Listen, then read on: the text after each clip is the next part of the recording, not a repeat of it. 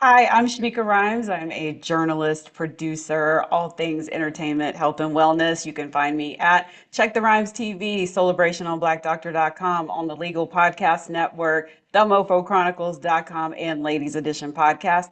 And you're tuned in to So Booking Cool. It's so motherfucking cool to listen to So Booking Cool. Welcome to So Booking Cool. It's Jewel B. Today's guest is an award-winning, trailblazing journalist, producer, and host. Her bylines include ET Online, Essence, Ebony, Insider, the National Museum of African American Music, Shondaland, Soul Train, Parade Magazine, Vanity Fair, and more. Many have also seen her in ET Canada Live, TMZ News, and The Griot alongside Mark Lamont Hill.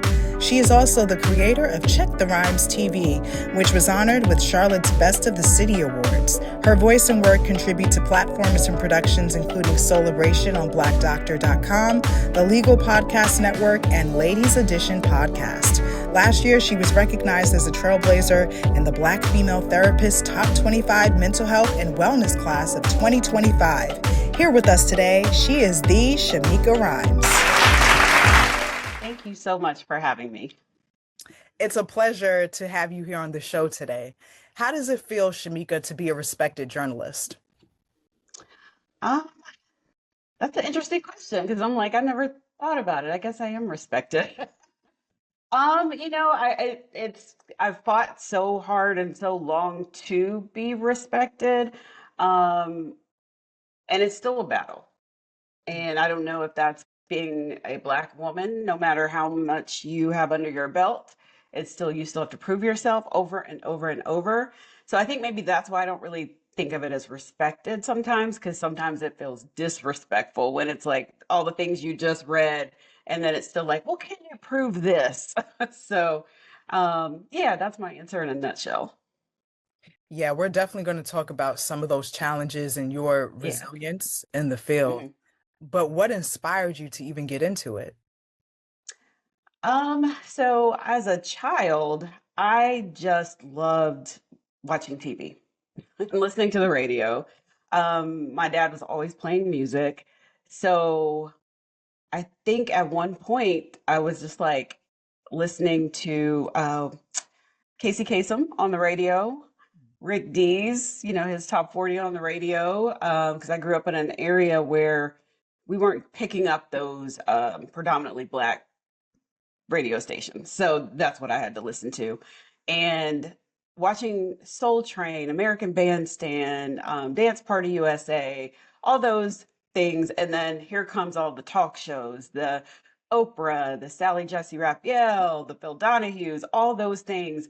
And I just was like, I want to be on TV. I want to do what they do. I want to interview folks. And then when Arsenio Hall came out, it was like, oh yeah, I want to do this. I want exactly what he's doing, interviewing people and like as they, talk about music or whatever it is, like it was like this combination of, seeing those shows, those talk shows, these dance shows, and then Video Soul comes along as well and all the shows on BET. And so I think all that contributed to it.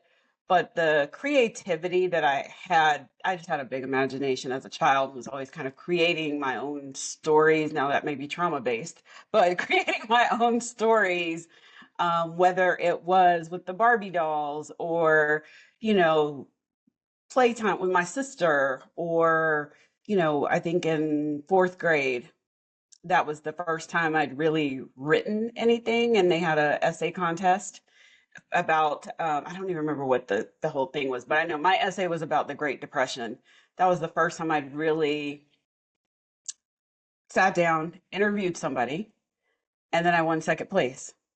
And it was like, oh, I like this. You win money for doing things like this. So that's kind of where it started.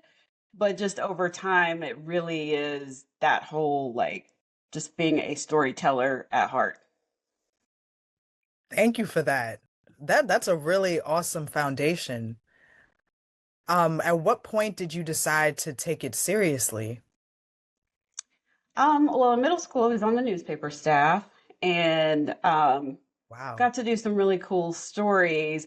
Now, I don't know what other middle schoolers were reporting on, probably things in the school, but I had my uncle used to coach college basketball, and we always had the Southern Conference in our city. And I'm like, please, please let me interview the basketball players, especially the ones I have a crush on. Like they would be looking at a seventh grader, right? So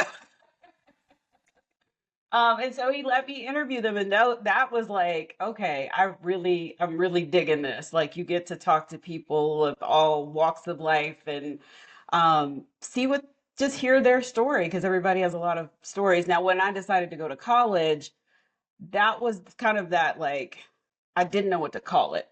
So I was like, guess we'll just see what happens. And then I think I was talking to maybe the guidance counselor or something, and she said, well, there's communications and a lot of things fall under that. And so I said, all right, cool. Does that involve math? No, let's go. Let's do it. So you didn't like math. No, still don't. Like my sister was like, have you ever seen how you add stuff up? I'm like, that's what you're for. Add and subtract stuff for me. You know, I'm seeing a little bit of a pattern with journalists not liking math. Yeah. So yeah. Yeah. You liked English language arts? Okay. Some of the, the books that we got, because I love to read too. I stayed in the library getting books and stuff. So I think that, yeah, being able to read and not necessarily the writing assignments we had in class, but I did like the books that we got to read and the movies that we watched. What was one of your favorite books and movies? Oh, goodness. If we're thinking about English class, I probably can't even tell you now. But back then, I was reading, well, what age are we talking? Like middle school, high school? Yeah, you could say middle school and high school. Middle Anything that school. stays with you to this day. Hmm. Only because the reason it's at the top of my brain is because one of my friends gave me a bunch of these books, and I was like, oh my God, I love these so much. That Sweet Valley High series, that was my jam. Yeah, yeah. That, and because it also kind of made me think like, wow, I can't wait to be, 16 like the twins, Elizabeth and Jessica, and have all the boyfriends and the parties and the do this and the that. And Elizabeth actually was, I guess, technically a journalist. She was on the newspaper staff and the books and all those things too. So it was like, oh, okay, so there's somebody that actually is doing these things, of course, as a character in a book. So yeah. It really sounds like it's all connected for you, Shamika. Yeah, Yeah. absolutely. So did you feel like I like writing more, or like interviewing more, or I like both just the same? I think it kind of goes up and down. Like right now I'm in my I don't want to write phase. But then, maybe in another month I might be like, okay, let me go back to it. I think that's the beauty of being kind of multifaceted. Um, but when I went to college, Mhm. I was thinking, okay, I knew I wanted to be in front of the camera. But the other part of that is I was super, super shy. So it was like, how am I going to make this work? But and people were kind of like, well, how are you so shy when you're a cheerleader? Because I started cheering when I was 5. So um, it was just like any other performer, you turn it on when you're in front of people, and then you turn it off and have to go hibernate for a bit afterwards, especially if you're an introvert. So I think when I got to college, got into a completely different environment around other people that had the similar goals, or we're all trying to figure it out. Mhm. Some of that shyness kind of fell away, and being able to do the news, well, I was more of the entertainment news anchor. Somehow they threw weather in there too at college. So being able to do that, I was like, oh, I like this. I really like this. But then my first job was at a TV station, and I was back behind the camera. So again, I think all of that just plays a role into getting to the point now where I'm at now, where it's like I know both sides, behind the camera as a writer, in front of the camera, if that makes any sense whatsoever. So I think all of it just kind of, it's like a basket that you're weaving, all of it works together. That's very real. Yeah. Hmm. Thank you. Thank you for touching on that. When do you feel like you started to find your stride in the industry? Um, I I always say that even though I was working in TV news, I started working in TV news my junior year of college. Shout out to my uncle because nepotism is real. I did not have to do an internship. It was like made a call. They were like, "Yeah, okay, yeah, you hired." So, That's I'm awesome. like, but it was the best training ground because it was like, okay, I didn't learn this stuff in this campus studio, but I'm learning it now. But anyway, um, I think even though I was working in news and I did not start writing as like a profession until I was a reporter at a newspaper, and then also doing producing in TV news. But I wanted to do more, like entertainment.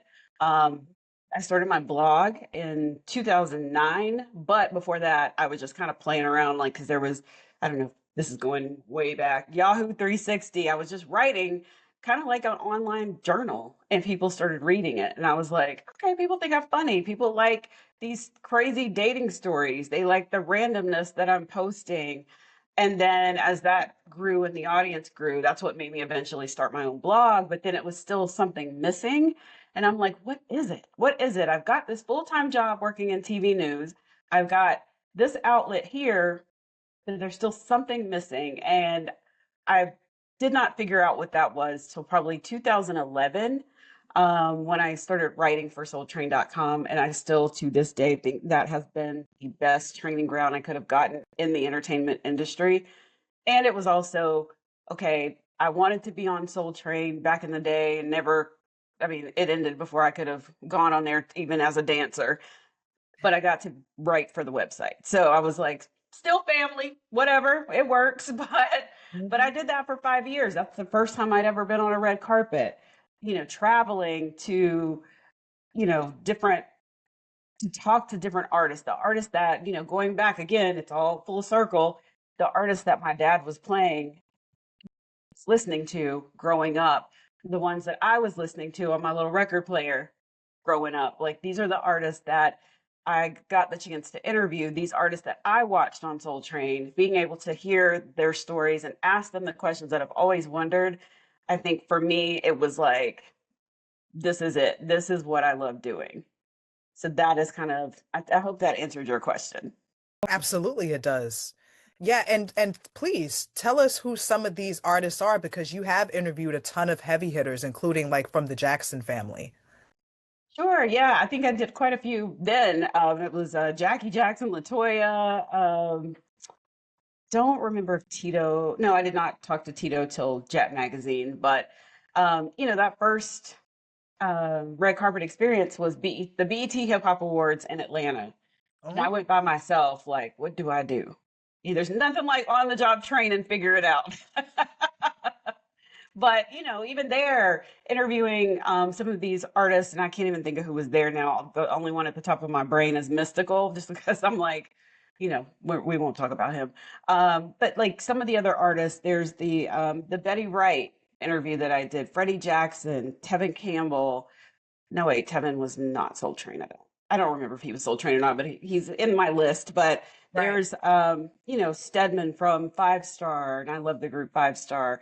There's just so many.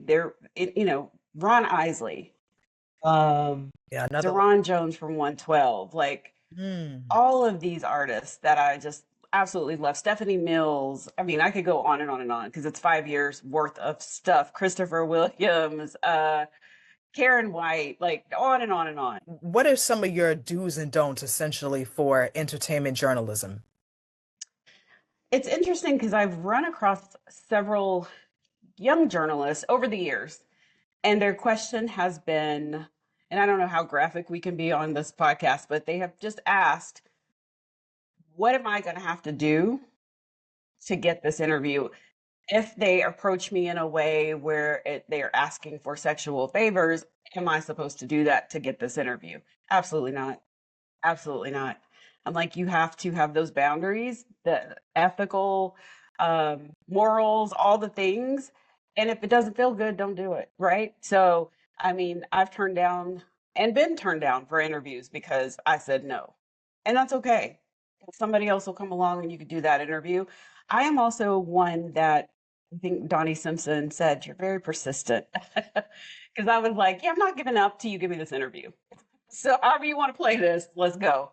And I am very, and I think it helps when I make a list of people that I'm like, these are the ones that I know that I really want to talk to. Now, how are we going to make it happen? Who do we know? And cultivating relationships, I think, is huge. So the very contacts that I made during my time at Soul Train, here we are, what, 10 plus? Well, I can't do math. So what did I say? 2011 and it's 2026. However many years that is, these are the same contacts that I can reach out to now and say, hey, I'm doing this health show on Soulibration. What's your client got going on? Or they'll reach out to me directly and, hey, I want to come on, check the rhymes. Hey, I got a new project. So I think cultivating relationships is huge and maintaining those relationships. I would say that is the biggest part because otherwise, if you're not networking and if you're not maintaining and cultivating those relationships, then how are you going to get these interviews like later on? Of course you can try, but my other do not do is I've never been one to give out contact information to anybody I've interviewed. You know what I mean? I'm like, and maybe that's people would think that's gatekeeping, but I'm like, no, that's also me building that trust Hmm. with them unless I go ask them, hey, do you mind if I give this person your contact info? Other than that, I'm like, no, I don't have it. Sorry. But I might guide you in the direction of how to get it, but I'm not going to give it, and I'm not going to hand it to you on a silver platter. Like you got to do your own work. Wow. Yeah, that's very insightful. Um, do you find that people are understanding when you show respect for, these people's contact information? Yeah, I haven't had any issues, and I think because there has been maybe one time in my career where I was like, sure, I'll give you the info, and it like bit me in the butt. So that's why another reason I don't do it because people don't know how to act when you share stuff. So but if it's and I will say the caveat to that is my counterparts that I also it's like we have like a little village of writers for soultrain.com because we were all very passionate about Soul Train. And we still are, we still keep in touch. So I think those relationships are a little different when it's like, one might reach out to me, hey, do you know who the publicist is for this person? And if I know the name, sure, I'll give it to them because I know that they're not going to do something crazy with it. But if it's, and I have on occasion had to reach out to them like, hey, I've been searching for this person for, like, for example, Sam Cooke's brother, LC Cook, when he was still alive. I was like, I have got to interview this man. He's old, like, already, but I want to get to him while he still has these memories of Sam Cooke. While this man, like, I want to know what happened to the album that was recorded before Sam died. Where is it? And so my one writer friend, because she lived in the area where he lived. That's the only reason why I asked her. I thought maybe she knows somebody that knows somebody. And it just so happened she gave me some contacts. They weren't the right ones, but it was a step in that direction. So I knew how to navigate to get that interview, which I eventually did before he passed. So I think I think again that goes back to relationships. Yeah, I agree. Like you also are very persistent, as was mentioned to you, and you have great work ethic. When did you realize that work ethic is also important for journalists? I working in TV news. As much as I hated working in TV news, I think you the skills that I've learned during that time, and I worked in TV news for probably not quite 20 years, but almost. So you just learn how to be persistent, especially, because there were times where I would fill in, like on the assignment desk. You got to be persistent if you're trying to get some details about some stuff. And then when I was producing, you know, even though I was physically sitting in Charlotte, North Carolina, producing for the coast, that's 3, 4 hours away.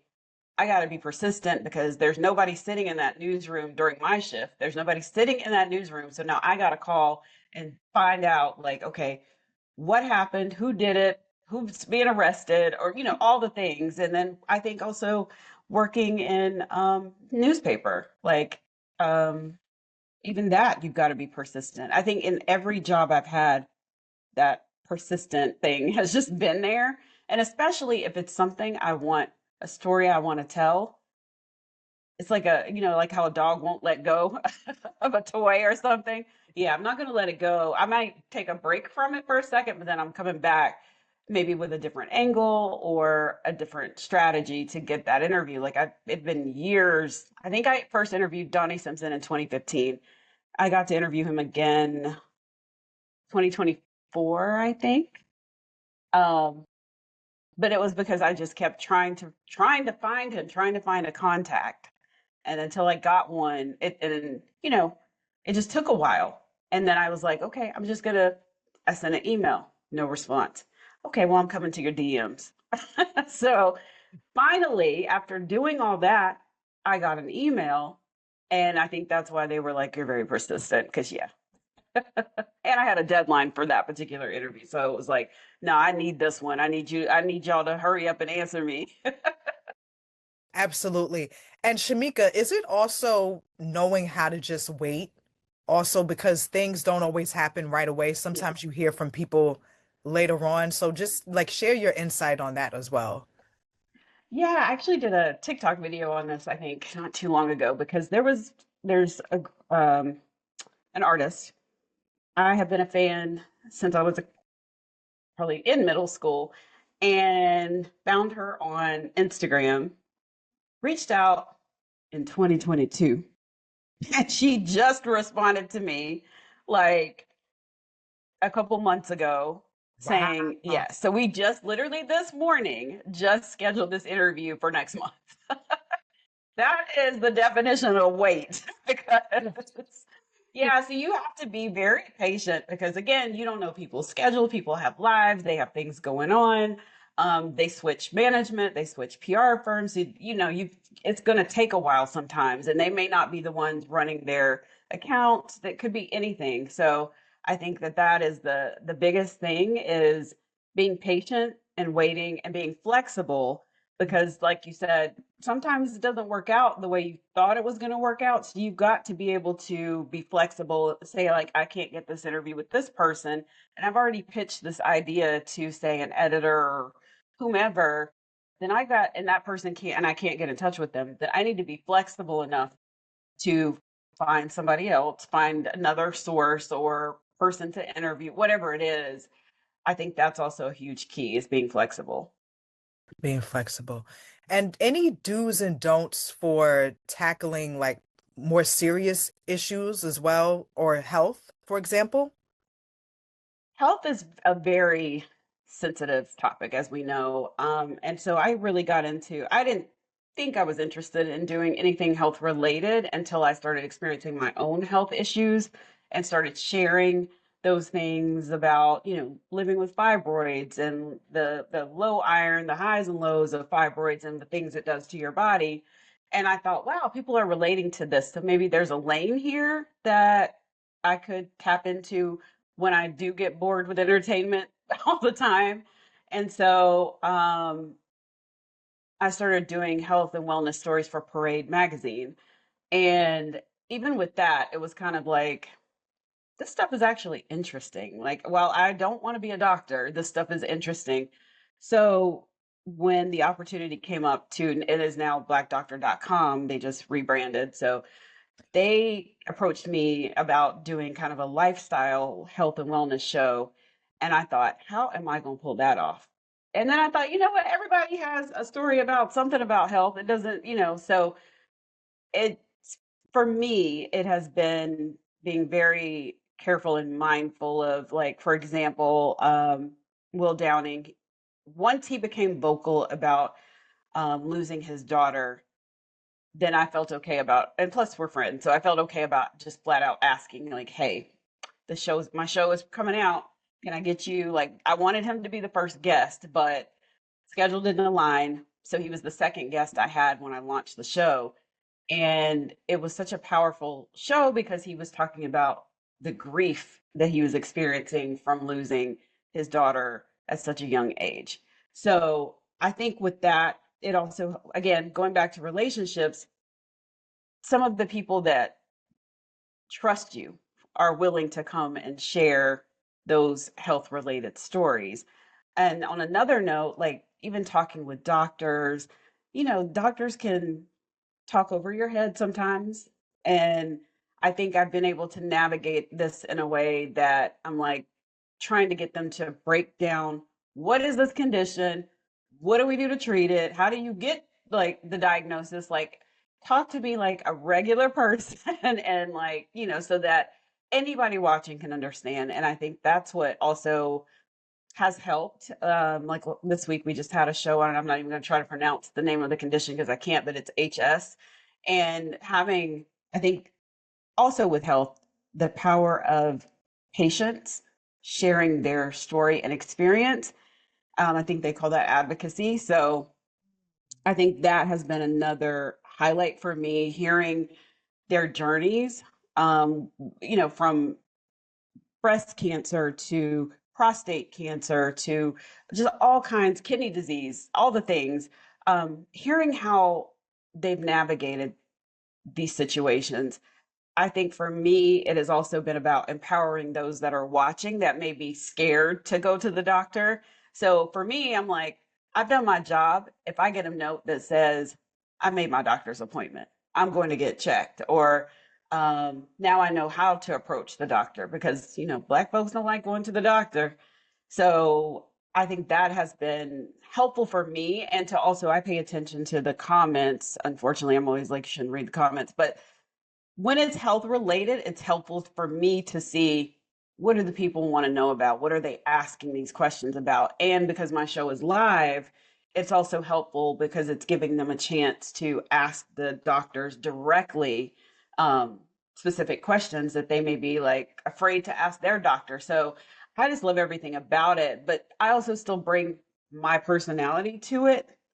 I think I believe it was a lupus show we were doing, and they kept talking about this rash, like it was the patients and the doctors. And I was like, hold on, y'all. Describe the rash because I need to make sure like what's on my leg is not this. Like, I mean, just stuff like that. And then it lightens the mood a little bit, or because one thing I don't want is a health show to be boring where it's just constant, big words and high level stuff. Like I like showing that these doctors, they're people too, and they're relatable and they're easy to talk to.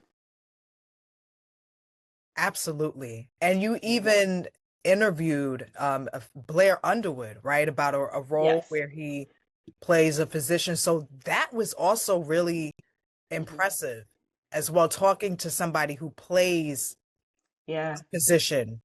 Hmm. Yeah. Yeah. Blair, it was, I was actually interviewing him for a magazine article about something else. And he's like, what else do you do? And I mentioned Black Doctor, and he's like, I want to come on there. And I was like, what?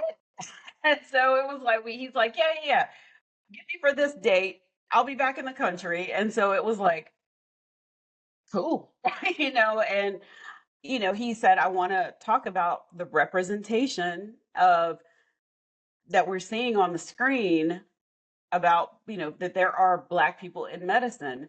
And he's, being very mindful and careful of how, I believe his character is Dr. Ben Grant on Doc, how he's portraying a doctor, a thoracic surgeon. So I'm excited to see where he takes that role. But he also, and I wasn't sure he would dig into it, but I let him get to that part when he was ready to talk about his mother passing away and her battle with MS, the grief, and, just hearing him talk about those things and how he handled grief, I think also helped a lot of people.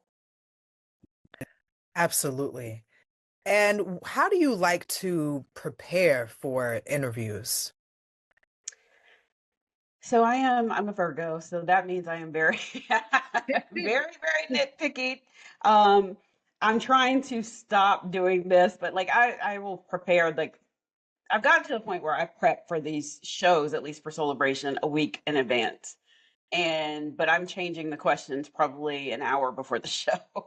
So I always tell people when they're like, "Can you send me the questions?" I'm like, "I can, but these are not going to be the same ones you're going to get during the show, because I'll end up hearing something they're saying and I'm relying on the audience to ask their questions, and then that might change the whole trajectory of the show." But when it's like check the rhymes or even like a magazine article, and even with these health shows, it is research, because you've got to have that, in your pocket to know what you're talking about. And I think I mentioned something to Blair, and he was like, "Oh, you did your research." And I'm like, "Well, of Yes. course." I'm like, and there's an interview I did with Billy D. Williams back in the day for Soul Train, and I was asking him about his hobby of painting. He's like, "Who told you that?" Research. And he, and him having one jazz album out. Like that wasn't something people were talking about, and I don't think the masses really found out about it until he did I think it was Unsung or something. That's the only music album Billy D. Williams has ever put out. And he wrote romance novels. And so, you know what I'm saying? So it's like you have to do that research, because what I have also found is, and I had many artists say, "I'm glad you did your research." And there was one, I think I was writing for Soul Train, and that taught me an important lesson, because he said, "Make sure you do your research before you talk to me." And I was like, "Who are you talking to?" I had a whole attitude. "Who are you talking to? You don't know who I am." And it was a humbling experience. Like, you're right. You're right. What are just some, even though it might seem self-explanatory, but what are some of those consequences of, someone not being as researched as they should be for an interview or conversation? I think that the person that they're interviewing, they get annoyed, especially if it's the repetitive surface questions. They don't want to answer those. Um, I even think about James Mtume. He had the group Mtume, Yeah. super like amazing producer songwriter, and he was also the musical director for New York Undercover. And when I interviewed him, he was like, "Thank you for not asking me the same questions that everybody else asks." So this was a pleasant interview. And when you hear that a lot, now I'm thinking, good Lord, what are people asking? So I also try not to look at people's interviews before I do mine. There might be like, I might, if it's more about, like, say, a movie coming out, like for example, Michael. If I'm like, okay, let me just look at some of these interviews just in case I land one. That I might do, but I'm not going to ask the same questions for the most part, because I'm like, no, I've got to tailor it to the person that's in this role. So like, I interviewed the guy that played, or the kid that played young Tito in the movie. I'm Hmm. not interviewing Jafar Jackson or Coleman Domingo or Nia Long. So it was like I had to do my research on this kid, because he's only in the movie for a specific amount of time. What am I going to ask him? Right? So, of course I saw his red carpet interviews for the premiere, but I'm like, I got this kid for 30 plus minutes. I got to figure out, what am I going to ask him? So like, he was shocked that I knew what college he was going to. Mm. How'd you know that? Oh, research. You're hearing it from a pro. You're hearing it from a pro. And any do's or don'ts for producing with these different hats that you wear? Producing. I guess it just depends. I guess it kind of all works together, because, sometimes I do produce my Celebration show. I do produce Check the Rhymes. Um, and I keep forgetting I do have the other podcast, Ladies Edition, which that's more like Yes. women's health. Um, I think overall, I think for me, producing is kind of also the same as the storytelling and the writing. It all goes hand in hand. What am I trying to convey with this interview?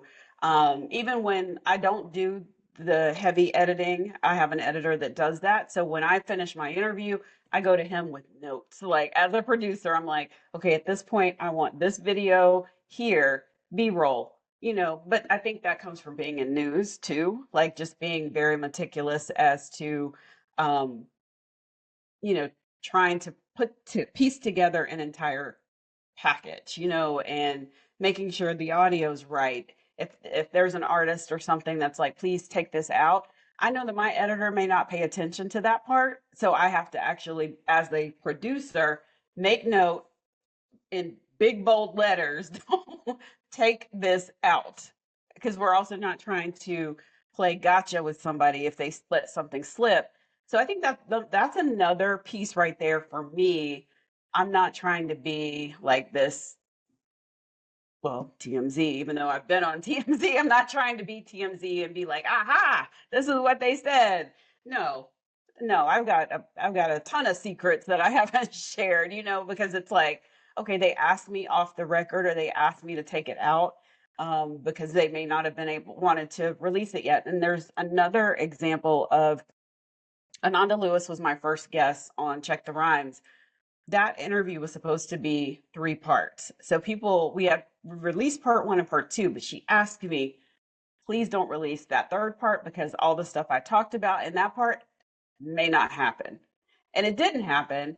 And now people, because now that she has since passed, they want that part 3. And I'm like, just because she's gone, I'm not doing it. Like, you're not going to get it, because it's that ethics thing. You know what I'm saying? I'm like, I gave her my word and I'm still sticking to it. So, and what does it benefit now? Because those projects she talked about in 2020, they didn't come to fruition. So it doesn't make sense to release it. You know what I mean? Um, so for me, I think that's also a producer's call too. I think of it as before, it's kind of similar to an editor in chief. You're making the decisions. I'm making the decisions. Do I want to do this show? How do I want Soulibration? I'm in the process of looking at June. How do I want this to play out in June? Even Check the Rhymes. June is Black Music Month. How do I want to do this? Or how will I relate it with social media? Because I'm my whole team except for my editor. So it's kind of like, you know, you got to make those decisions and just hope for the best. You got to trust yourself. I think that's the key. Absolutely. What kind of impact would you say that Ananda Lewis has had on the business? Oh, goodness. And when I was going through the whole shows that inspired me, I can't believe I left her out on Teen Summit and MTV. I wanted to be a BJ because of her. I think and we talked about it multiple times. Her impact can still be felt today. She even said there's so many brown girls out here doing interviews and entertainment journalism and these hard-hitting topics and doing all the things because we saw her do it. We also saw her pivot into carpentry and, just we saw her walk away from a talk show, her own talk show because of her own beliefs. And so that strength, like, I don't know too many people that would be like, yeah, no, I'm out. I know you just gave me my own talk show, but yeah, I'm out. I'm done. you know? And so even the conversations that I had with her privately, some of those still dictate kind of how I approach things now. For example, without going into detail, I was ready to pop off online and she was just like, don't do it. There's no point in responding to negativity because she was like, because if you do that, you're going to be fighting in the comments all the time. So when I get ready to start typing, I'm like, wait, she said, don't do it. And I think that's also you pop off at the wrong person, just all that stuff. And she created kind of for me a master class, and and it didn't hit me till later. a masterclass in positioning your story into the way that you want your story to be told, but also picking specific people to that you trust to share that story. Hmm. For example, like one of my most viral stories has been when she came on Black Doctor on Soulibration and shared. It was right after that CNN interview where she said her cancer had progressed to stage 4, and everybody thought she was like about to die the next day. But she hit me up and she said, um, "Yeah, so about the show, like we got to change it. Watch CNN, and then I'll see you tomorrow." And I'm like, "Girl," like she did that a lot to me. So, so that's also why I think I changed stuff so last second, because it's like, you know what? She taught me to be the queen of a pivot real quick. Be flexible. Um, and so coming on to the show, a live show where she got to answer people's questions that they had about her breast cancer, her journey, treatment, all the things, and being very transparent and open and honest, even sharing her frustrations with people. Like that stuff went, I was like, I've never been in all these like places, like people and all whatever. I have a whole stack of where I printed them all out. And her response to it was, "Good, I'm glad we got your show some press." I'm like, girl, like, about you having breast cancer. But Oh, her thing was, okay, we may be talking about this wow. serious issue, but I'm also making sure I'm putting you on as well. And I will always appreciate her for that. And dang it, I'm about to cry now because it was just very, I think anybody she came in contact with, she definitely made her mark. And I think that also, she fought for certain artists to be heard on MTV. She fought for so many things and opened so many doors. So even if it happened in the 90s or 2 years ago, I'd say she definitely has had a lasting impact on entertainment, even HGTV, BET, MTV. I can't remember what station her talk show came on, but all of it, a lasting impact. Your thoughts on the current state of journalism? It's raggedy. Because everything is like, it's because social media. I think because everybody is just, they don't read. You know what I mean? A lot of people don't read. So here we've got our major players laying off journalists. I do love that some of these journalists, like Don Lemon, because I watch his show on YouTube, like a lot of them are taking their careers into their own hands and still providing that information. It just looks different now. So I do love that they are doing it their way and able to um, be as open and transparent as they want to be without, being told you can't say this, you can't say that, right? So I do love that aspect of it, but I also hate seeing some of our big publications and digital outlets being shut down. But it's, I'm still heartbroken that they shut down soultrain.com. Like all of our hard work is gone that we put into that website. Once, if you type in soultrain.com, it's going to redirect you to BET. So that is one piece of advice I will give to writers. Save your stuff. Like do a screenshot, PDF, whatever you got to do, because these websites, they disappear, your stuff is gone.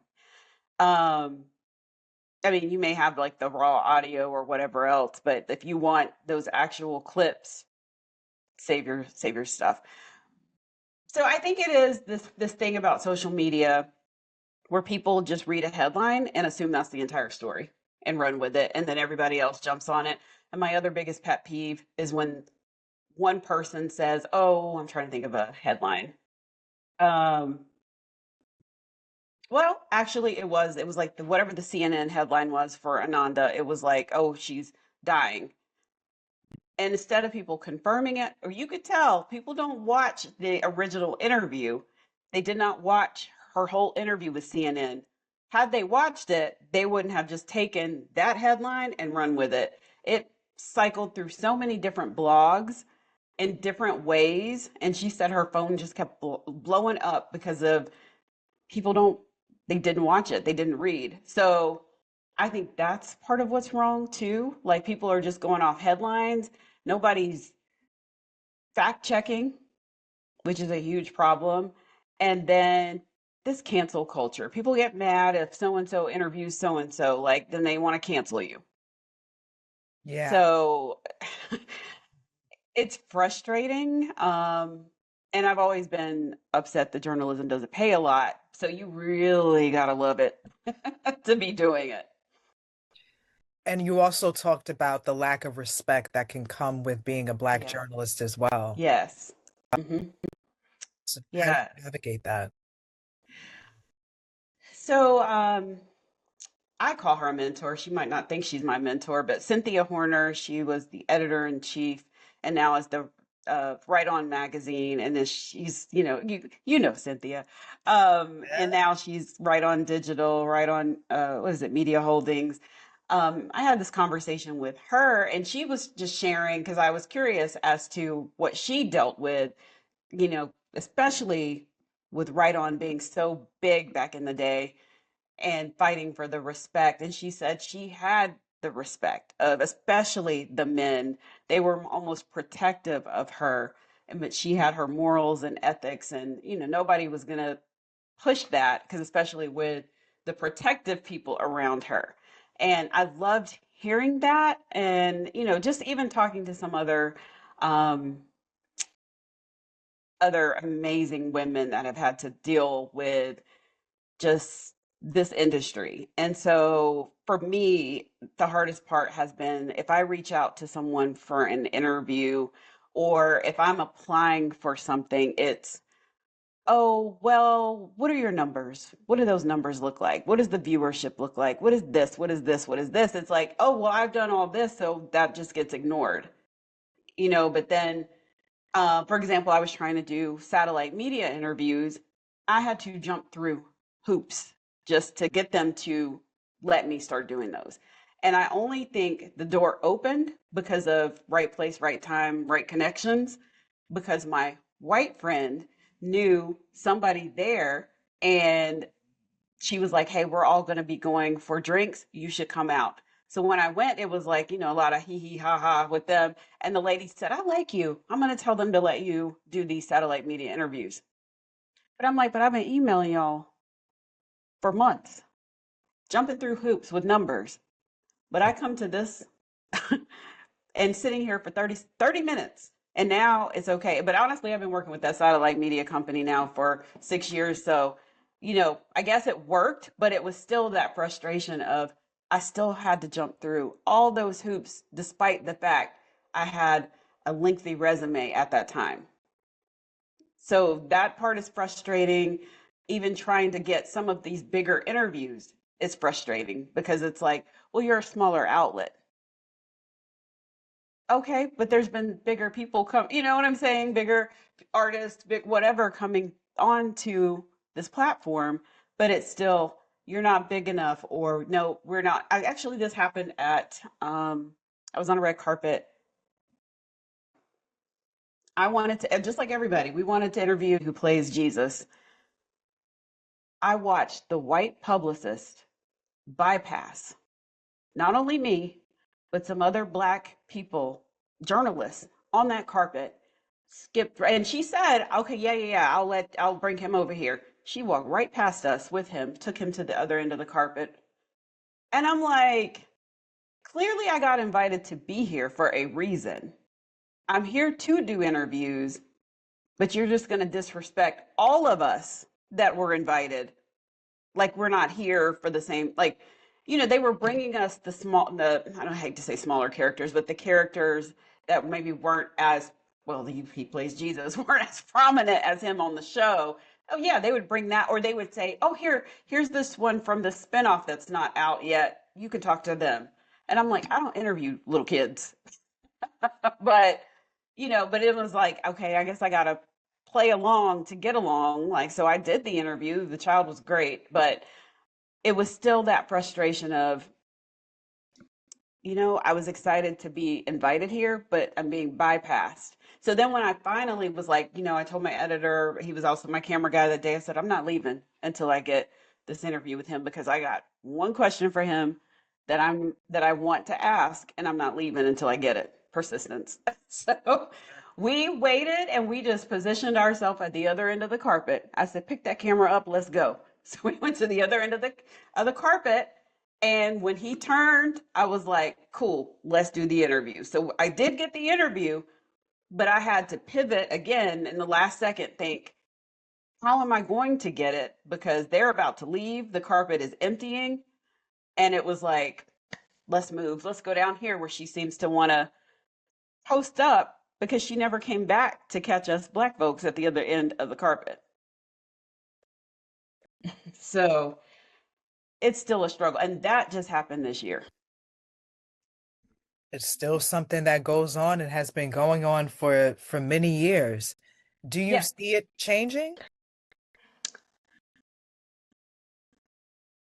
I think what is happening now, and I see that some of the entertainers on these carpets, they are taking notice that their PR is ignoring Black media outlets. So I think it could change eventually, but I think again, it'll be little by little.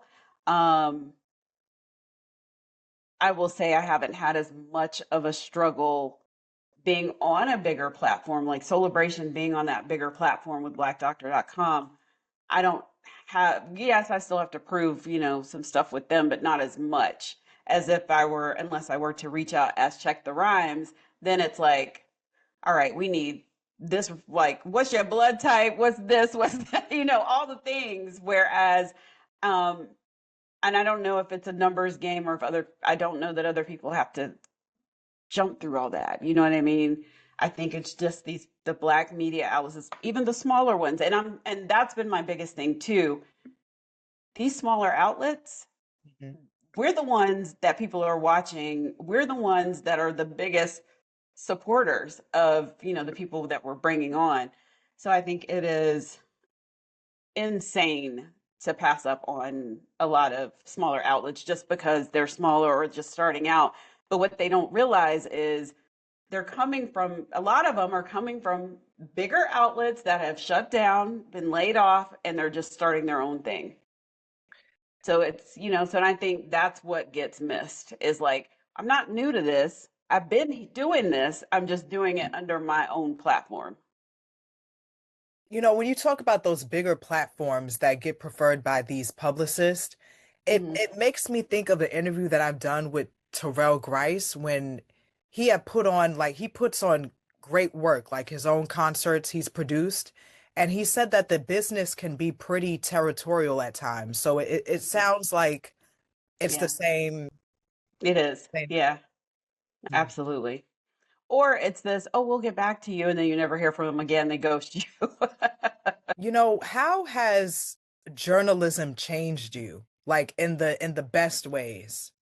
And if there are any, and are there any negative ways? I hope not, but again, we're here to have, real conversation. For me, I think it has helped with boundary setting. Um, because I will admit, when I started my platform, because I'm like, you know, I felt like one, I had something to prove. And I don't think we really touched on this, but I'll just bring it up right now. The entire time I was in news, because remember, I wanted to be in front of the camera. Hmm. The news directors at the time, nobody would give me a shot. Nobody. It was one news, he wasn't even the news director. One would tell me, you just don't have the look. Oh, Another would say, yeah, I just, you're better at producing, or, and I'd be like, just let me do this. So I would still go out, put packages together and do all that, but it was very discouraging applying for reporter jobs and nothing. And I think my biggest heartbreak was, I worked hard to get rid of the Tennessee accent I picked up when I went to school in Tennessee, because, being around people, you start to pick up the way they talk. And I already had an accent coming from North Carolina, but it got worse going to Tennessee. And I worked hard to get rid of that. And I remember applying for a job, went in for it was a home shopping type of network. Went in the first time they said, you're too broadcast news. Then it was, you're not girl next door enough. You don't have the right look. We're not really looking for somebody like you. So over time, that plays with your mental health. Over time, even now, it's still something that I'm working through in therapy because it's like now that, you look in the mirror and you might see like, are they right? It just, so that's being like real talk, like all that time of spending time being torn down.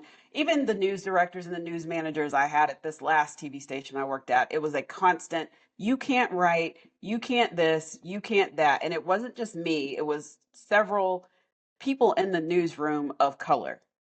And what's so funny now is the very people they told that, one of them is the in-house, I think her title is in-house host for the Hornets, Charlotte Hornets. Hmm. She's emceeing and hosting all around this city and other countries, and I mean not countries, but across the country. She's doing it big, right? And with me, I'm very like, and I'm doing what I'm doing, but it's just so interesting. And then there's other ones that are doing huge things too. So it's almost like we all use that fuel to be like, I got something to prove, right? So it's this drive of I will take any and every interview, which isn't good because it was like I have a specific brand that I'm trying to stick to. There was a specific kind of thing I wanted for the show. So I had to, at some point, reel that in and be like, you know what? If I am the producer of this show, I am hosting this show, the creator of this show, and this is my stuff, then I need to be able to say, no, this isn't a fit. And so over time, I learned to do that. Um, and stand on it instead of being persuaded like no well just and I'm like I don't talk to new artists and I ain't gonna talk to new artists because the show that I wanted to do was I wanted a place from all those interviews that I did at Soul Train. That's my lane and that's the one I wanted to stick to, and I just added in the little extra pop culture stuff in it. But when it comes to music, I'm not talking to new artists. I'm talking to those old school artists that I love talking to. So journalism has taught me to stick to my boundaries and stick to my, not necessarily stick to my lane, but it's also taught me to be flexible. Because again, when I first started, it was like entertainment only. I don't want to do anything else. Well, over the past few years, I've written business, health, wellness, even about weddings. And it's like you just have to be open. So I've learned to be more open professionally. I'm still working on it personally, but be more open professionally. And I don't think it's hardened me or made any negative things because I still love doing it. Um, it's still my passion. I mean, that's what gets me up in the morning. But especially if I know I've got an interview coming up that I'm so excited, I'm like, oh God, I can't wait for people to like see this one, or I can't wait to like even the one with Ananda. I was up late that night after we did that interview, cutting clips, and she had texted me, go to bed. Because I was like, what do you think of this clip? What do you think of this clip? She's like, go to bed. Go to bed. So I still get that excitement, the excitement of just all of it. But the only thing I don't really do a lot of anymore also is red carpets because, once that pandemic and it's like just too many people. So I only do one red carpet a year, but this year will be maybe three. Only because the Stellars are coming to Charlotte, and I'm like, I'm not missing that. And my usual event, which is the North Carolina Music Hall of Fame induction ceremony, but I'm always positioned in a place where I'm not surrounded by a ton of people and I have room to breathe. So yeah, so I think over time it's just and trying to find new ways to get new viewers. That's just I like that. I think I take that back about the negative part of it. The only thing I don't like is social media. It's too hard to keep up with all of it. Do you feel like it has been an asset at all to journalism, aside from the negativity? Yeah, I do think so. I think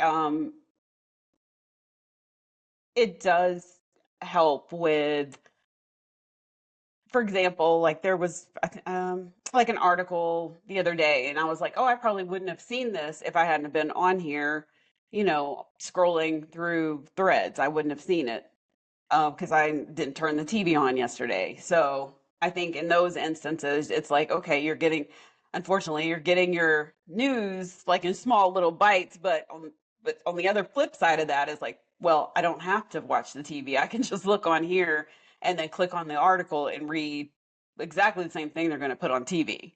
So I think it has helped, especially with video, because a lot of times people aren't going to read. They want to just watch something and they want to watch these short clips or they want to watch, even with podcasts, they don't want to hear sometimes an entire long, lengthy podcast. They just want to hear maybe, the highlights of something. So what I have found is there's interviews that I did 5, 6 years ago. I'll repurpose and just pull out a couple clips, and it's like people are just discovering it like I just did the interview. So I think that's a bonus because then they're going to go back and look for that interview because they want to know more. And then that helps them discover that content that they didn't know was out there. So I think it's helpful in some ways. Hmm. Yes. What are the proudest moments of your career so far? Ooh, proudest moments. Um, I think for me, and you can't see it, it's on the wall over here. It's a couple things. My grandparents could never understand, like, what you say you're writing. What are you doing? You got a good job at the TV station. What do you mean you're writing? you know and so unfortunately my grandma passed, so she didn't get to see it, but my grandfather was still alive when I had my first article in Ebony magazine. And of course that was something that I saw on their coffee table all the time, Ebony magazine. And he Yeah. was so proud, and he could actually, it was something he could physically see, like, oh, she writes, like he took that magazine, for what I was told, he took that magazine to church every Sunday. Every Sunday. Oh God, I don't want to cry, but he took that magazine to church every Sunday, like for that. I don't know how long. He was the best PR for me. And then I got a letter from the preacher sharing that and saying how they were all praying for my career and all this stuff. And so for me, that was a highlight. Um, I think the other one, and I'm looking at it over there, my first cover story. Because that happened in a time where there was a lot going on in my personal life. The pandemic had just started, and I was just like, I've never had a cover story. But then that particular year, I had three. And I was like, let me find out vision boards work. But for me, that was like a huge highlight. And then I think because for so long, I fought for recognition in this city, Charlotte, North Carolina. And I was like, the same people are getting these accolades, the same people repeatedly. They act like there's only 5 Black people in the city sometimes. Um, but let me get the right title, but to be called a women, the article was like women change makers in the Queen City. And to be the first one listed, that meant the absolute world to me.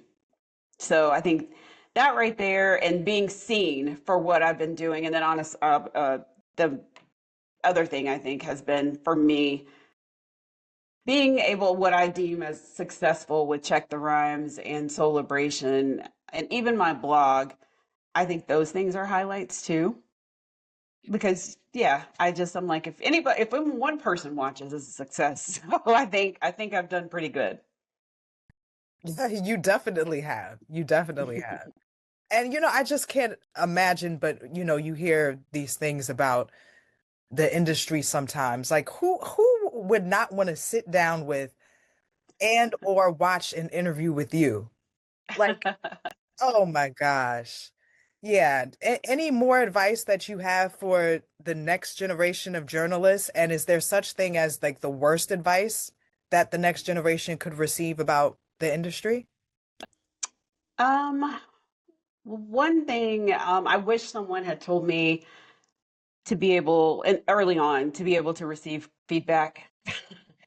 I just, and not every editor is the same. I will say that was a hard lesson because I went from writing for Soul Train, where we wrote Q&As, and then we wrote some reviews and stuff like that. So I'm thinking, oh, I'm good. I'm a great writer. So I just was very cocky. And then when I pitched the story to Vanity Fair, I'm like, okay, so I did an art. I think at that time Mad TV was coming back from Mad TV was huge, I think in the 90s. And so they were bringing it back with a new cast and stuff. And I did the interview, wrote the article just as I would have if it were Soul Train. I did not capture the voice of Vanity Fair, not one piece. And when they sent that article back to me with all the red, and I still have it, my feelings were hurt. And I was like, but it was a lesson that make sure like whatever outlet you're wanting to write for, report for, whatever, that their voice, because I think I didn't understand that and I didn't have a mentor to tell me that. So I think that's important. You just have to be able to adapt to different, because not every platform is going to be the same. Not every platform is going to have the same voice. Even when I wrote for WeTV, I was their blogger for 2, 3 years and did some of their social media for a couple of the shows. They had a specific style, which was writing we and capital letters, and then TV is lowercase, and having to adjust to that, and then switching back to once I left there, it was like, oh, I don't have to write like that anymore. And like even with Black Doctor, they've got a specific voice. And so it's like, and I now do interviews with Legal Podcast Network. So I have to switch gears with that and be able to speak legalese, which in my head I'm a lawyer now, but learn how to switch gears and do that. So I think it's all about being flexible. And my biggest advice, of course, is research, network, maintain, and cultivate relationships. I think that's being lost today. I think you sending somebody a DM, that's fine and well, but I think maybe it's more asking for their email and then reach out with a longer form email versus trying to cram everything in a DM. And maybe it's a pet peeve of mine, but I'm like, don't be talking to me about a whole bunch of stuff in a DM because I'm not going to remember what you said. I'm not about to go back and check. And so, and I am even telling people, don't pitch me in a DM because I'm not going to go back and look at it. So I think they also have to just adjust with social media. It is that, now it is very different. It is, again, like I said, research. So you can't just go off and fact check. You can't just go off, oh, I saw somebody say this, so I'm taking that as a fact. No, you got to research, go to the source. For example, when I don't know where I was, I saw that there was a tweet or something, Bobby Womack had died. And I was like, now, y'all love to kill people off on social media. Hmm. So I looked up his publicist, sent an email. I said, I hate to ask this, but this is what I'm hearing. Is this true? She responded, unfortunately, yes. So then I was okay going online to post it. Same thing with Stedman Pearson from 5 Star. I saw somewhere that he had died, and I was like, oh God, no, because I'd interviewed him, loved him, and I reached out and got a confirmation. And once I got that confirmation, then I was like, okay. Now, and they sent me pictures that they approved to post. And so I think that's the key. You can't just go off something on social, fact check it. That's my biggest advice. You dropped a lot of jewels, a lot of gems. I appreciate it. Is Well, there any, thank you. yes, no problem. Is there anything that anyone would be surprised to know about you that you're comfortable with sharing? Um, huh. Well, I don't know. I probably have mentioned it before on social and on my show, but I want to learn how to DJ. That is my next goal. I want to learn how to DJ. I'm like, got the Okay. perfect name. I want to learn how to DJ. I think the other thing is, I will say one thing that I have noticed is that just because people think that you've got this perfect life online because of who you're interviewing, who you're writing about, who you talk to, all those things, that's not always true. What people have thought, like, because I had so many people say, I wish I had your life. I'm like, I don't know about that. Like I was saying earlier about having all the health challenges, fibroids and multiple surgeries over the years. Like, I'm like, even sitting on ET Canada, like doing that live show, people don't realize, like, I was coming from an iron infusion and about to tip over. My life is not perfect at all. I am very grateful for the career trajectory and stuff, but I'm also still not where I want to be in my career. So I think, Where do I you don't know if want people know that. Yeah, where do you want to be? That changes every day. Some days I'm like, I quit. I just want to get married and sit. But I know that would never happen because then I would see something and be like, well, let me do this interview.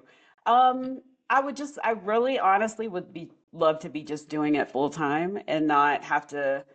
And I think that's another thing people don't know. I have a day job, so I'm doing all this other on the side. So, Yeah. and I've always done that. So yeah, because I like stability, benefits, and a paycheck. Absolutely. You talked about your love for reading. Do you plan to write a book one day?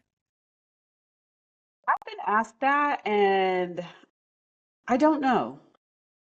I don't know. Maybe I don't know. But then I'm like, I'm an open book on my show, blog, and all that stuff. So I don't know what that book would be.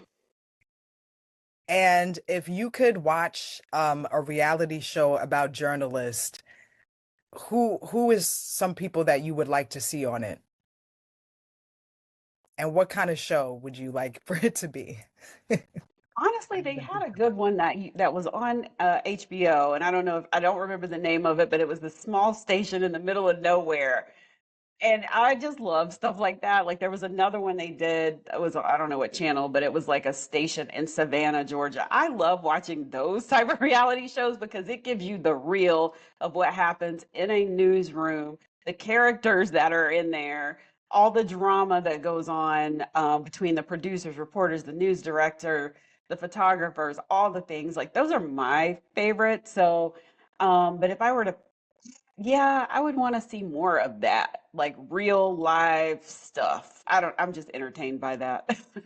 And anything else that you really would like to share with the So Booking Cool audience? Like maybe where they can find me, I Oh, no, guess. definitely in terms of that, but in terms of like what you really want people to know about you. Oh, about me. Hmm. Oh, I don't know.